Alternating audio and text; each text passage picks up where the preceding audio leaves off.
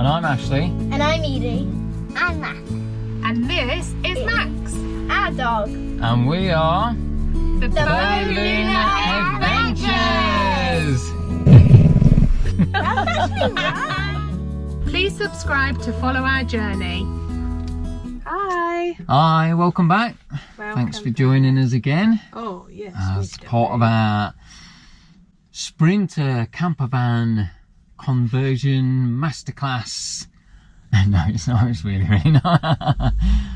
And today's masterclass is all about how to fit an overhead, bulkhead, parcel shelf, storage thingamajig system. Yes. Oh, yes. So we put a shelf in here, and we put it a little bit higher than I think most do when they do theirs. And the reason for that is we're going to have the kids in the back. So if we need to jump through while we're travelling, if we're on the motorway or something, and kids say they're going to be sick, or That's the first thing. First thing that springs to mind of an emergency while we might need to jump in the back while we're travelling along and we can't stop. So we made a video, or made a few videos, series of videos. Sorry, you're inhaling hairs. Yeah. On the process, so we'll pop them on here now so you can see how we did it, because it's, like I say, it's good for when you've got people riding in the back and you might have to get into the back quickly, because it's got a little bit more space to get over the top of the headrests, and it still gives you enough of a depth to be able to store some good things in there, get a good amount store of some stuff in, because otherwise it's wasted space if you. So here we go. Here was the process. So after deciding what height or what level the shelf was going to be against the headliner and marking a line across there so I knew where I was working to, the next thing was to cut out a template out of cardboard. This was a huge cardboard box, and I just measured and went round with a profile tool and just made all the edges, a little bit trial and error in places. The way I got the radius of these inner corners was using a smaller piece of card and pushing it up into the corner, cutting a bit off, cutting a bit more off, until I got this shape here, and then just measured literally from the outer edge to the centre over here, and that gave me 1/2, and then I just pretty much doubled it for the other side there. So yeah, so that's how I got a template. Once I'd got that, I put that onto my 12mm ply with a straight edge, machined edge along the back there, and cut out the ply. Okay, to get the shelf above the headlining to fit right, I've actually cut the sides at about a 20-degree angle, and then the corners and the edge where it's going to sit against the headlining at around about 40 degrees, 45 degrees, and so it fits in with the shape of the headliner. So as it comes down, it obviously doesn't come down flat. If I was to cut it flat, there'd be a gap at the bottom. So to try and eliminate that gap, I've cut it at the same angle or similar angle to the lining itself. And I've just countersunk my holes for my screw heads. And I've cut lots of noggins of wood to the right size, and I've numbered them. I'll turn this over now and show you that. So this is the top of the headlining shelf, and what I've done is I've cut all these noggins of wood at different angles that fit the same angle of the sides and the front of the headlining, and then I've numbered them. So I've got number 1 here, goes where number 1 is here, so that fits there. Where's number 2? Number 2 is there, so that goes in that space there. That should be number 3. Yeah, number 3. Number 4. And finally number 5 goes over there like that. So this will be the side, so that'll screw up into that area there, and I'll put a sheet of wood behind it so it sandwiches the headlining. Screw through this into that piece of wood, that way it will sandwich the headliner in between it, and I'll do that on all of these. I've actually got a piece of wood cut just here, so that tape just marks the center of it, so that will go inside the headlining, and I'll screw through all these blocks of wood that are cut at the correct angle to anchor it all in place. So I've drilled the holes and countersunk the holes underneath, which are here. So all I need to do now is screw through to hold these blocks in place. Then I'm going to put some sound deadening foam, black acoustic foam on here, then carpet it, and then it will be ready to go in. So I'm about to attach the fixing blocks to my headliner shelf. I've got a good selection of different size wood screws. These ones look about the right length. They'll be countersunk in, so they're going to go quite a nice distance into the actual block itself. I've got some super strength adhesive that I'm going to put a little bead in there, and then just my screwdriver drill to get it in place. So let's do that now.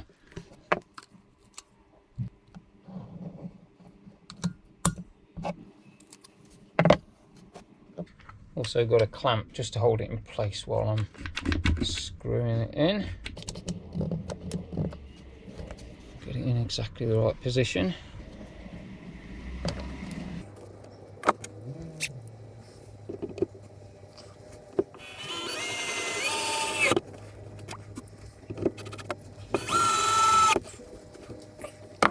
So that's it. So the clamp was just to hold it in place while I get the screws in. And we're looking good. There we go, we've got a nice smooth finish against the actual surface, and it's at the correct angle as well for the headlining, so happy days. Get it back in the house. We've filled the countersunk holes, and I've put this Dodo mat acoustic foam over the shelf, which is under here. So now I've got a sharp knife, just getting rid of the excess around where we don't need it.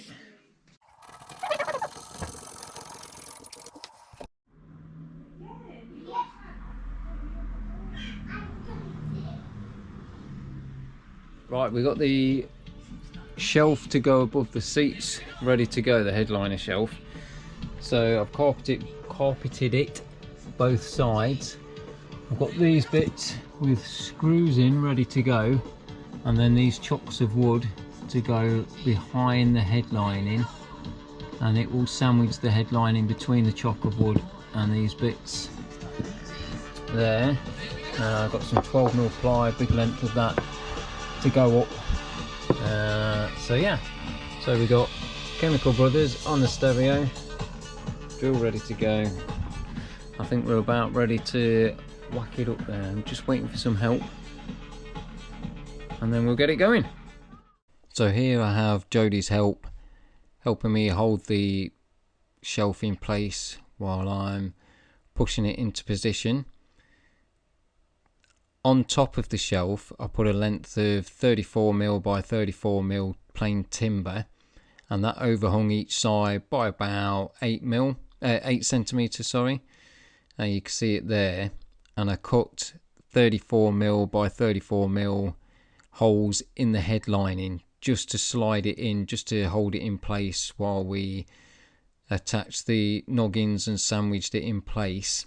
And then also that 34mm edge that you can see here facing the back of the van also meant that when I got a fascia board on it, the fascia board would hold it in place as well, because that would just screw into the piece of wood that's by Jodie's head now, and also the piece that is attached to the parcel shelf itself.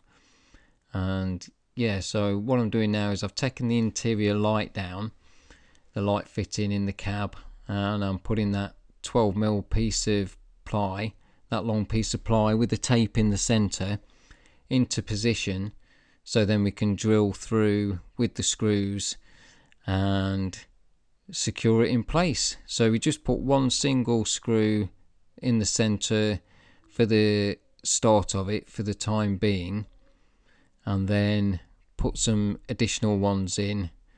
So I was, as I say, feeding the plywood into place now, and then Jodie's gonna screw it into place while I push back some resistance on the plywood to sandwich it all in place.